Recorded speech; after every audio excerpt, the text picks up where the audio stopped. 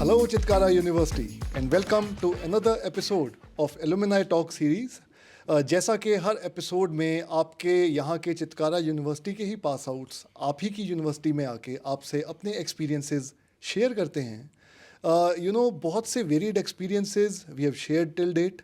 There have been students जिन्होंने यहाँ से ही प्लेसमेंट लेके आगे जाके जॉब ज्वाइन की. देयर वाज अ स्टूडेंट जिन्होंने पहले से ही मन बना रखा था कि मैंने प्लेसमेंट ड्राइव में बैठना ही नहीं है बिकॉज मैंने तो एंटरप्रेन्योर बनना है. But then there are many people who want to join civil services, who want to serve the nation.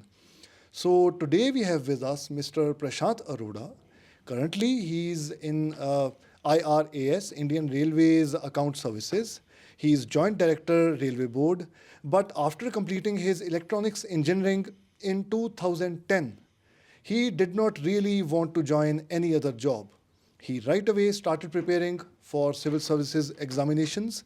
He cracked the examination in 2015, joined in 2016, and Chitkara University में एक तरह से हम कह सकते हैं उनका दिल यहाँ पे रहता है. He always makes sure कि थोड़े टाइम बाद कभी ना कभी यहाँ पे बात हो जाए, आते जाते किसी ना किसी तरह विजिट कर लिया जाए. But today, for recording this podcast, he tried his best. 2 महीने पहले से सारी प्लानिंग सर ने कर रखी थी. And to share his experiences with you all, he is specially here in Chitkara University. We should welcome him first with all our heart. Mr. Prashant Arora, welcome to Chitkara University once again. Thank you so much. Thank you for having me here. It is totally our honor, sir. Because ठीक है वो एक Chitkara university के साथ आपका student वाला bond तो है. Yes. But then the designation that you are on right now and the kind of services that you are doing for the nation, all hats off, sir. All appreciation for you. Oh, thank you so much. You have been very kind. It's always a pleasure to be back to this college. Amazing. But sir, the thing is, अभी Chitkara university के podcast पे बात कर रहे हैं. Yes. Alumni talk series में alumni आते हैं अपने बहुत अच्छे एक्सपीरियंसेस और कुछ शरारतें सब कुछ शेयर करके जाते हैं.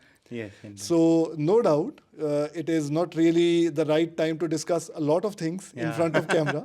Yeah, but for then sure. there are, as a student, जो experiences आपके यहाँ पे रहे.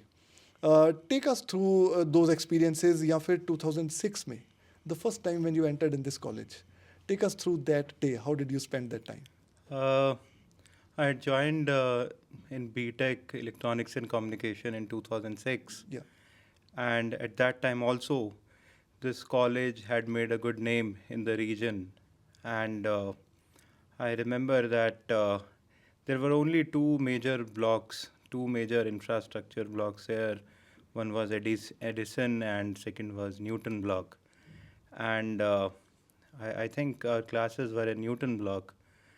And that was kind of a very new experience for me because it was not planned. It was not like it was never in my mind that I'll land up in this college. But it's a very I'm very blessed that I finally got the opportunity to be here. I was always a very average student in my school. I had never been on stage. I had never participated much in any of the activities. The 2 medals that I have from the school time are from Helpage India, that because I had donated some money for the charity. So coming here, it was I would say that it was a life-changing time for me because I actually got to know so many people. I had this opportunity to improve my skills. I made so many friends, and throughout my journey in this college, I had the opportunity not just to participate, but by the end of it, I had won around 65 competitions all around everywhere. Every weekend was booked for some festival or some debate competition. I had won youth parliament in Thapar University. And now when I look back, I realize that I was like an empty bowl in 2006. And by the end of it, I was very confident about where I want to go. And it was indeed one of the biggest turning point and a very crucial platform for a person like me to reach up to my dreams. Nostalgia seems to be kicking in very strong in your words. Yes, indeed, because all the happy memories, all the things. When I recall, there were there were days where I used to think that these are the days that I'll remember in times to come, and indeed, every day had some new experience for us. We were taught about so many good things. The professors were very competent. The students were from different walks of life. This place is geographically blessed also that you are able to interact with the people who have rural background and they know a lot about rural India. At the same time, you'll have the experience with the people who have been to cities throughout their life. And this is some transition phase where you will find out that this college is teaching you about India in a very short span of time. And we all were one group of friends, although I'm not in contact with so many because I remained isolated with everyone at the time of preparation. Yeah. But those years were the formative years, not for me, but I think now I find out when I find out about my batchmates or my juniors, I find out that this whole environment that this university had created, this made us reach to some great positions. And indeed, everyone should be blessed enough to think that they were part of this college. Amazing. And of course, the students who are currently studying in this university, it is now a university. Of course, Yeah, it yeah. was a college back then. But then the students who are studying right now, they are getting far more exposure than any other college or university can ever have. Yes. You've been across the country, across the globe. What do you see when you come back to this campus again? Uh, there was always Chitkara College. Everyone who has been here before 2010 will use the word college. Yeah. And because college for us is an emotion Yeah. and university is a wonderful reality, Yes. but I don't think that I'll be able to use the term university. But the thing is that Chitkara was always ahead of its times. I remember that in 2009 or 10, when companies were coming for placement, everyone was placed, and it is unthinkable. 2008 was an year of global recession, Yes. and in 2010, everyone was placed. And we had literary festivals, and we had T20 matches, we had hostel series of cricket and some sports. We were always ahead of our time. And even today, when I see Yeah. vis-a-vis other universities that I have visited, I still have this feeling about this university that it is still a few steps ahead of what a general college or what a general university features are. There are 30,000 students.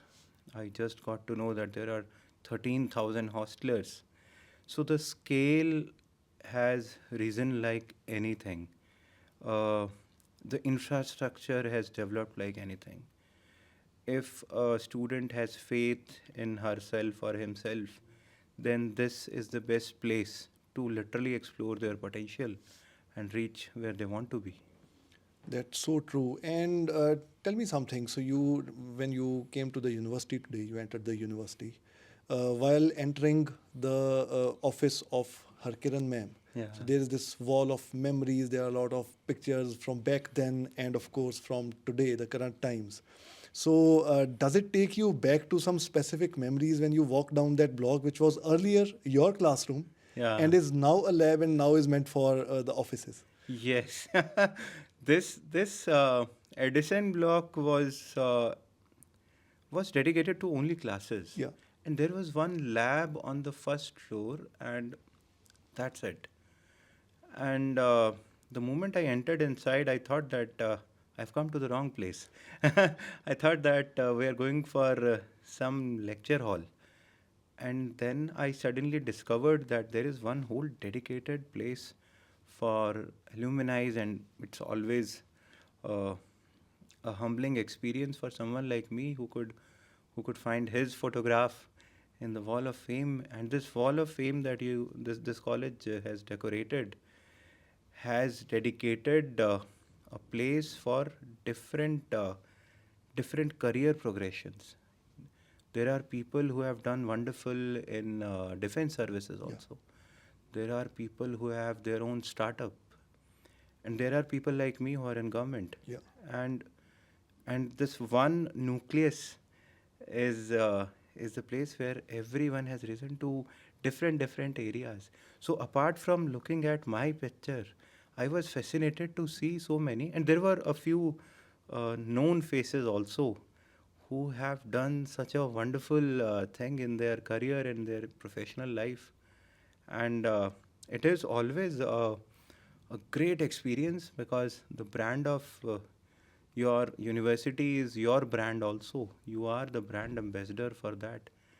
And it was indeed a great experience to see that.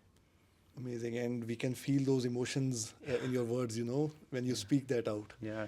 So the thing is, we try our best to yield something, to convey something to the students in a way that it helps them out in the best possible way.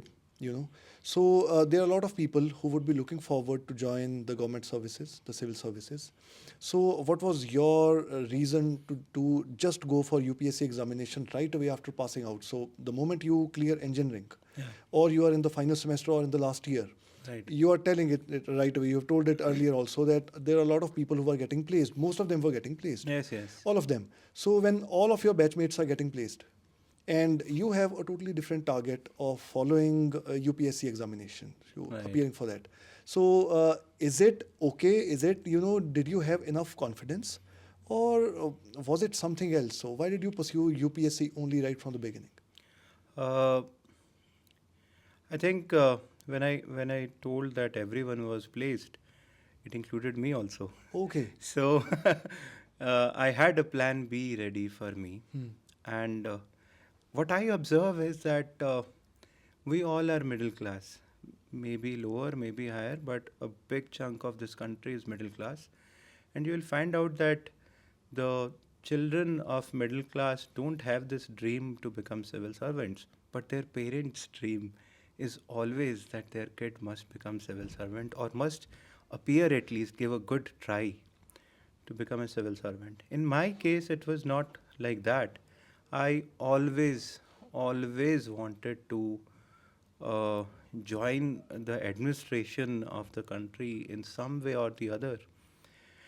And this country conducts one exam every year, which is open for anyone to crack.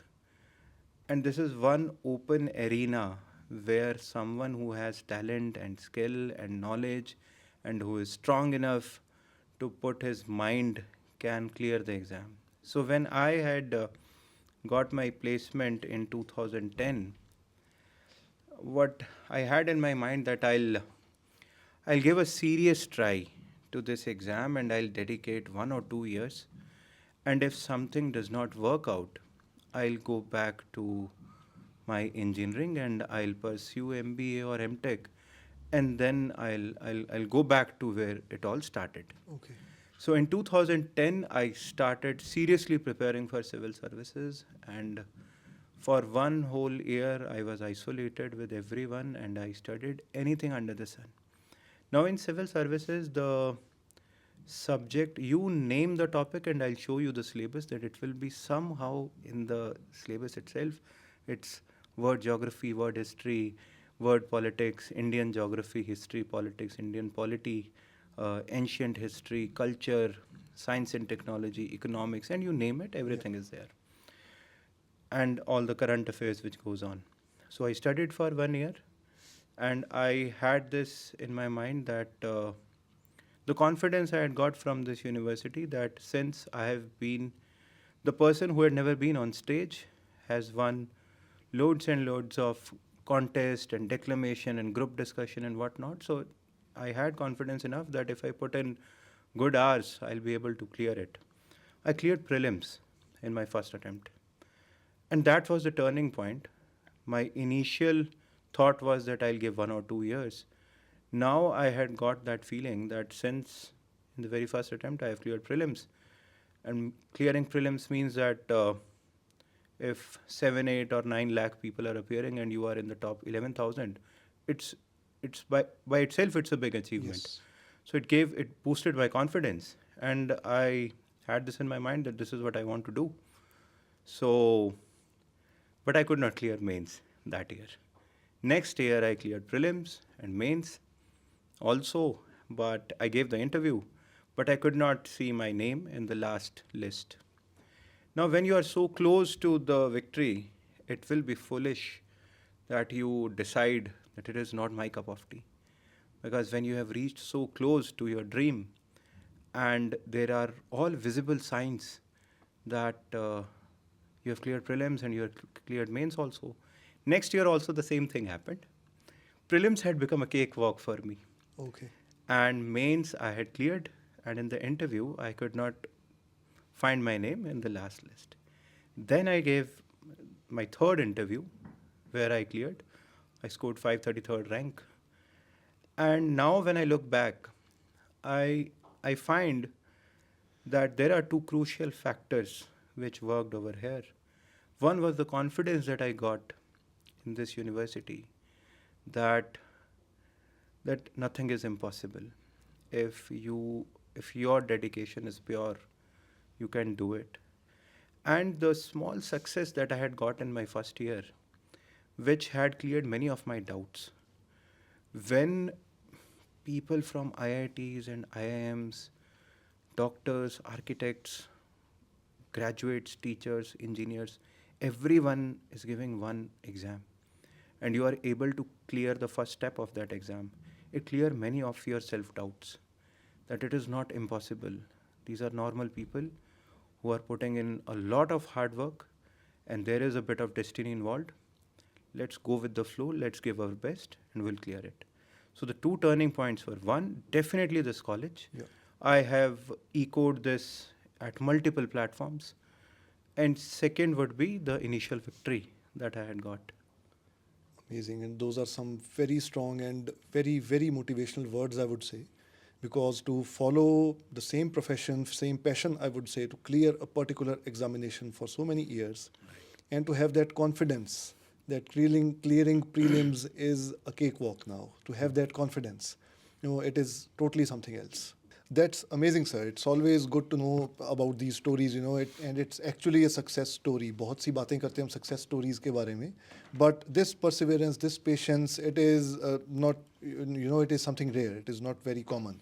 Now that we are talking about clearing UPSC examination and your job as a joint director, which you are currently posted at, उसके अलावा अगर जब आपने you cleared it in 2015, 2016. So starting from 2016 till date, take us through your career, what all profiles you have been on, and generally what are the responsibilities that you take care of. Right. So I cleared exam UPSC 2015, and I cleared it in 2016. Yeah. The training had begun in 2016 in National Academy of Indian Railways, and it is 1.5 year duration. The duration is 1.5 years, and I had joined as ADFM, Assistant Divisional Finance Manager in Delhi, which is an Assistant Secretary level post. Then I got promoted to DFM, which is Divisional Finance Manager. Then it is an Under Secretary rank post. Then I had got my promotion to Deputy Secretary, which is JAG grade, Junior Administrative grade, Okay. as Deputy Financial Advisor for Northern Railways, Baroda House. And now last year I was transferred as Joint Director in Railways. IRAS service as a whole takes care of the finance and accounts of railways. Okay. So whole of the budgeting and concurrences to finance concurrences to multiple proposals. This whole cadre takes care of that. And for the past 8-10 years, based on the training that we have got, based on the exposure that we have got, officers from this service are doing great in saving the expenditure and bringing new avenues of revenue for Government of India. Okay, amazing. So now that we are already talking about, we have talked about your profiles that you've been on. Yeah. Now this is something very serious, right? Right. So clearing UPSC examination, and then this, IRAS, being an officer of Right. government at such a senior rank. One can't really think of an officer like you having a passion of doing comedy. So you have a totally different face to you, I would say. So as an officer, you are doing all the service that you can, but at the same time, you love doing comedy. You Yeah. love spreading laughter, Yes. and that's, to me and to most of us, it would feel totally opposite to a UPSC aspirant or a person who has cleared UPSC examination and is an officer now. When did this passion of spreading laughter start? Right. वैसे I see stand-up comedy as an art, Yeah. and every art has its own respect, has its own feature. For example, if some officer tells you that he is a good singer, it will be digestible by one and all. If someone says that, okay, I play sitar, and you'll find that, okay, yeah, this is so going with the persona, that the person who is in services also plays sitar. So what's wrong in that? Because it is a kind of conditioning of mind that we are able to relate a few art forms with a few professions. The thing is that I sincerely respect the art of comedy, and I sincerely think that it needs amazing sense of observation, a good IQ, and an urge to make people comfortable around you. So throughout my struggle for this exam, I got the exposure of too much content. Uh, how people react, how people change before and after the exam, how this exam changes you as a person, and how the Sarkari setup makes makes a different personality out of you. There are so many observation points which can be converted into the art of comedy, and this is the most digestible way to convey your message. If something is rhyming, you will be able to understand and you will be able to digest it well. So I tried my hand uh, in 2 or 3 months of my training, and whatever I knew about this exam and our aspirations and where we have come from, where we are coming, my observations, and in one of my early jokes I had commented upon that how on the streets of Delhi we were eating any street food, kulche chole kha rahe hain, and now we are talking about calorie just because we have cleared an exam and now we are in this.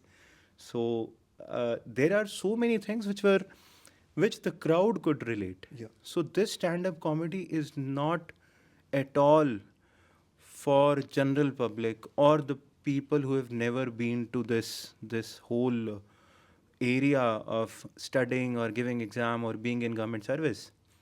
But I am pretty much sure that this art of observation has made me to write something about it. So I started in my academy.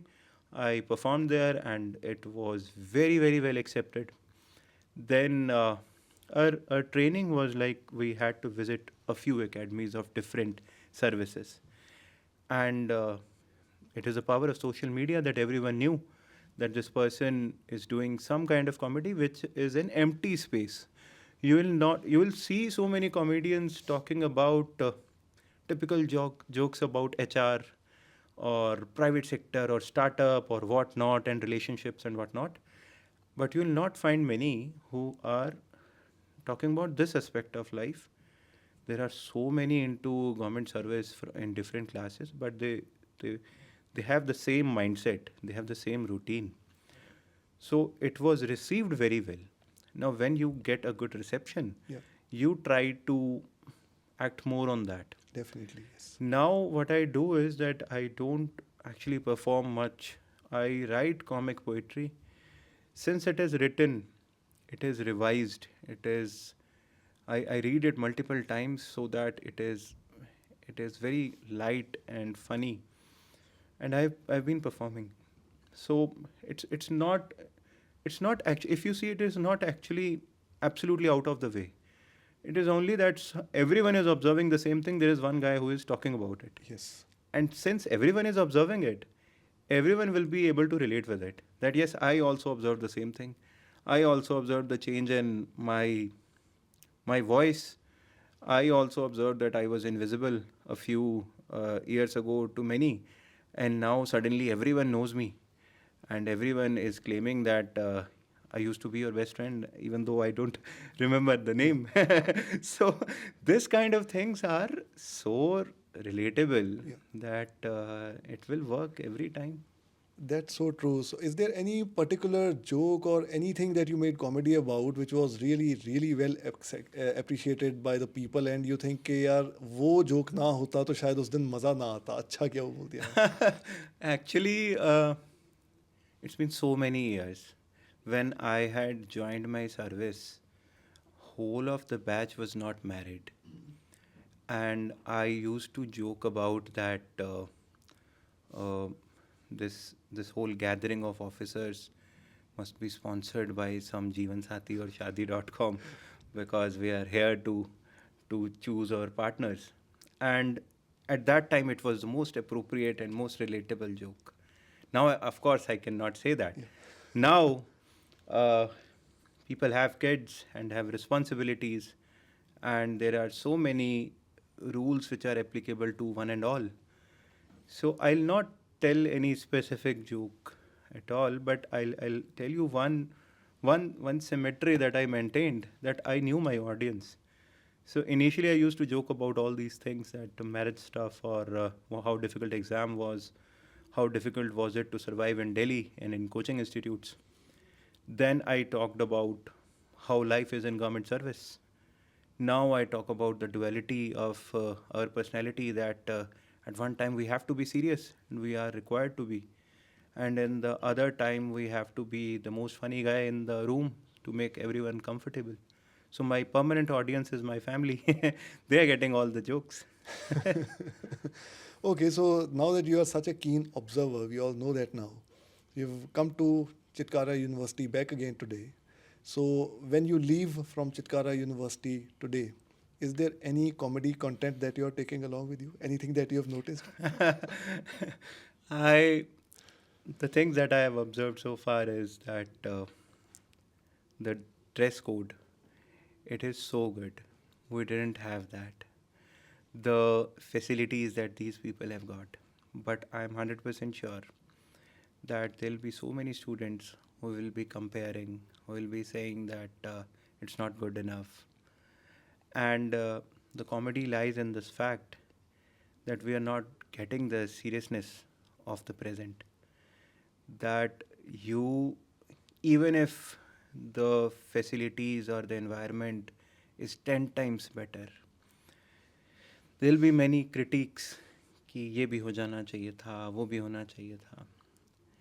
And the comedy lies there, that if you realize that you have come to a right place, and everything that this college is providing, 2% of the universities are struggling to provide that. The things that is granted, that you are taking it for granted, it is a kind of achievement for many universities. The funny part lies with the observer who is standing outside. Being here, I have found that the facilities and the environment is so good, and there are so many things here to laugh about, to be happy about. and to get some content for comedy also. Of course, and you're talking about the funny thing, the I would say the sad reality. Of course, just like you are saying, there are people who are taking it for granted. Yeah. And the times when we studied, Yeah. there were no smartphones, no Ah, not internet. at all. When we were in our batches, we had got laptops, and that is why I say that this college is so many steps ahead. 2006, getting a laptop from the college in the very first week, it is good enough to flaunt for one more decade. That there is one college that is not only giving us the laptops, but we are working on it. Now I've seen labs and what not. Yes. This is an era of where generations are changing in 2 3 years itself. Now it's a time of AI. But in our times, this is the thing which is consistent in college, in this university, Yes. that in 2006 also we had something to be proud of. We had something to showcase that this is something different in our college. There used to be students from different university who used to come here for placement, and they used to tell us that you are lucky enough that you have got placed, and you are lucky enough to get this much infrastructure. Now coming back to present, there are so many facilities, there are so many avenues, there are so many connections, there are so many platforms to the students. And I'll still say that what the consistent thing is the urge of this university to go beyond giving education. And in our times also, I'm um, very happy about it, that whatever we had got, although the society, the other student must be getting 60% facilities, we were given 85% facilities. So I'm pretty much sure that even today and 20 years back, this university had always made it a fact that the facility, the platform, the exposure given to the student must be way ahead than its competitors. Those are some very positive words for the university. Yeah. You know, see, there's a lot more that we really want to discuss today before we wind up the show. There are a lot of youngsters who are moving abroad in search of better opportunities or a better lifestyle. And then there are others who are transforming into influencers, bloggers, entrepreneurs. Keep aside the decreasing trend of private sector job. What do you think of the future of government sector jobs? And I really want to ask you this because this perseverance or patience of running behind the same single examination for 5 to 6 years, not knowing whether you will be able to crack it or not, still doing it, is it still observed? It is still seen in the youngsters of today, or if not, what better can be done to improvise in this field? What do you I think? think that uh, it all depends on on what a student wants. By the time you reach second or third year of your graduation, you get some idea about what you want to do in life. If you want to become an influencer, become one, give your 100% to it. There are influencers which are those people who are earning more than our annual salary in a month, and they are popular, and they are rightly so popular because they have put in so many efforts in that. So someone wants to go in the private sector, give your 100%, reach there, sky is the limit. People are going abroad, of course, you rightly mentioned. Of course, if you are going abroad should not be the achievement of a lifetime. If you are going abroad with some opportunity which is there waiting for you, and it is getting your lifestyle upgraded, you are able to be successful enough, then it is great. Now, if we come to government exam, you'll find out that every year still the number of people appearing for civil services remain the same. It's always 9 10 lakh people, who are giving their everything to clear the exam. This spectrum is so wide that there is a chance of survival of every sector. Influencers will be here, private sector people will be here, startup will was there, will always be there. Yes. People thinking to go abroad and upgrading their life style and everything will be there. And the people who are giving the government exams will always remain. The thing is that if you are motivated enough, because when there is an exam where out of 9-10 lakhs only 900 to 1000 people are getting selected, that means that the only necessary thing in this whole journey would be that you are motivated enough. And I've seen that if a person is motivated enough, that will be the only reason. You can switch from one point to other point. Like if someone is not happy with this private sector, he can start a startup. If he is not happy with this startup or the private sector itself, he can explore being influencer or content creator. But this government service is that you have to be driven by yourself. There cannot be any pressure from parents or teachers that you have to clear it. If you want to, if you want to get isolated, dedicate your life, you are fascinated by this field, give your 100% and let's see where it goes. And I always say that yes, it's a difficult exam. Yes, it takes out much from you, but it gives a lot. After 1 or 2 years of preparation, the change in your personality, the change in your the way you look at the word, it changes a lot. So it's not as if that it's not a relevant career option. It is always there, but the only thing that depends upon is that you must be driven. There must not be anyone else pushing you towards it. Of course. So you first entered Chitkara University in 2006. We are sitting here in 2025, almost 2 decades. Yeah. So, does it bring out those overwhelming emotions when you step back here, looking back to your own self in 2006 and now looking at yourself in 2025? Oh, yes, indeed. The thing is that uh, we were, I say for whole of the students of 2006 or in those era batches, that we were very naive. We didn't know that where life will take us. We were very immature. We were actually kids back then, and we didn't have this understanding of what the role of a university is in your own brand. How popular your university is has a direct linkage to how popular or how acceptable you become. So back in 2006, we were naive kids. We were actually, we could go anywhere. It could have been a disaster. It could have been a wonderful achievements and whatnot. And today, when I look back, I find out that everything has changed, but the dedication of this institution has remained the same.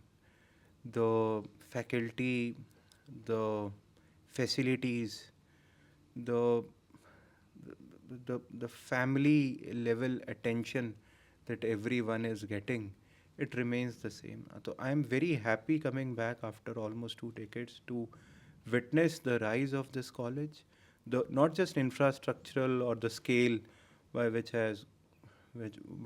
this institution has grown, and by not just by improvement in rankings, national or international, but by seeing that the same mentality of the college which was there 2 decades back, which focused on improving their kids, this is absolutely constant today itself. The scale has grown, but the intention is absolutely the same.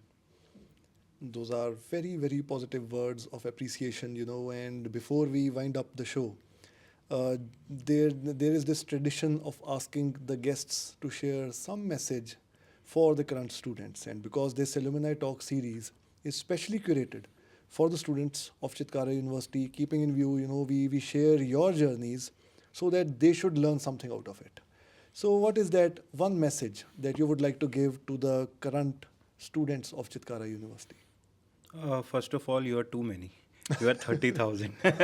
So congratulations to that first.